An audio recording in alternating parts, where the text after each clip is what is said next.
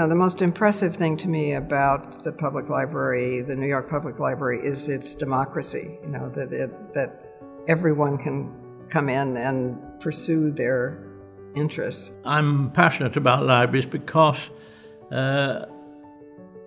from a very early age, in a way, they were a way out. They were a refuge. You're in a magnificent space that houses information that you couldn't possibly get anywhere else in that atmosphere at that time. It's like a great performance. For me as a writer, the most important thing is that it is a kind of an archive for all kind of texts in society, which is very important. The library is a smart, safe haven. You can go in there and find whatever you need. I mean, you really can find whatever you need in a library to help you navigate through life.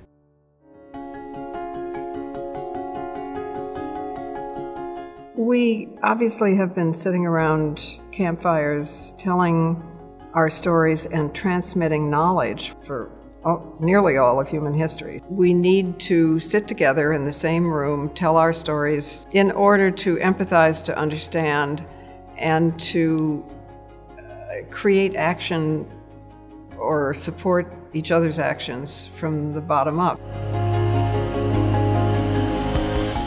People keep saying to me, "Who are you going to hand the torch to?" I'm not giving up my torch, thank you very much.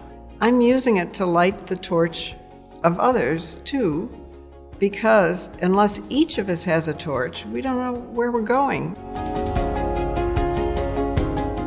Hopeful, outraged, laughing, dancing, organizing, sitting in circles, telling, listening. The libraries and the arts are the ones that suffer as soon as there are any cutbacks, and so it's been here. And so over the last 10 years or so, they've had to fight for their existence. It's appalling, really, when at a time when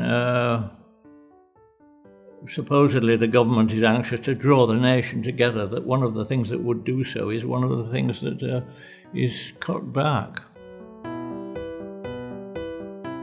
For somebody who's starting to write what you want to write the stuff that you're interested in, write the parts that give you pleasure to write, and then fill in the rest. Shy, but who shall calibrate the self-servingness of self-effacement? John Updike. The book, it's tactile. You know, it's just not people my age that want to have a New York Times or a Post or a Ebony magazine in their hands. It's just not me.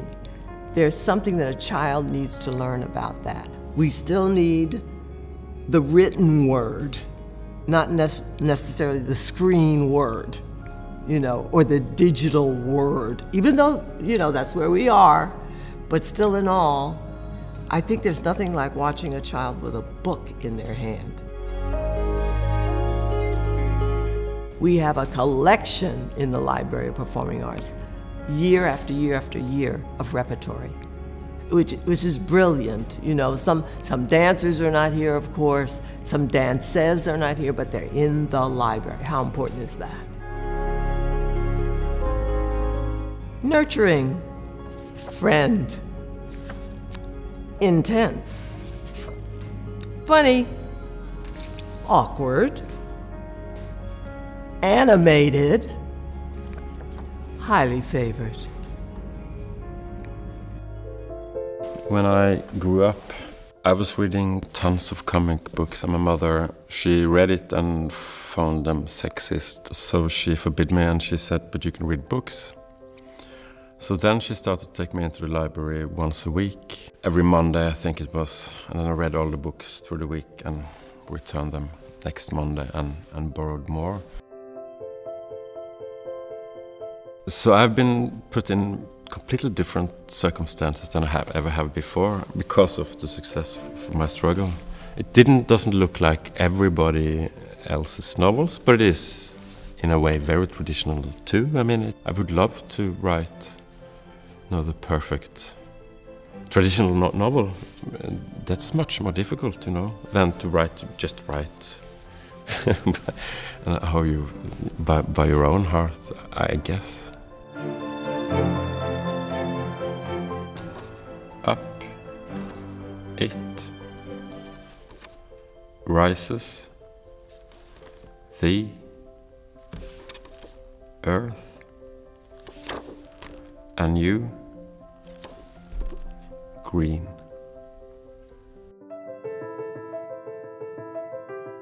I'm trying to say, as concisely as possible with words, and as directly as possible with painting, what I feel in the most intimate way, what I feel intensely in my soul and in my heart, which includes many, many things, from despair to elation, from confusion to clarity.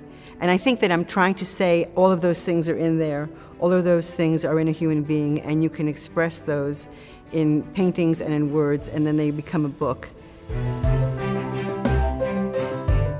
If I was creating a book about the New York Public Library, I would probably take you as far away from the public library as possible, in the sense that I would follow all the books that people are looking at and all the periodicals and take you to different lands and different times and follow different people's stories to show you the incredible array of where you can go, which is everywhere, when you're in the library. Confused, afraid, not afraid, adamant, peckish, thankful.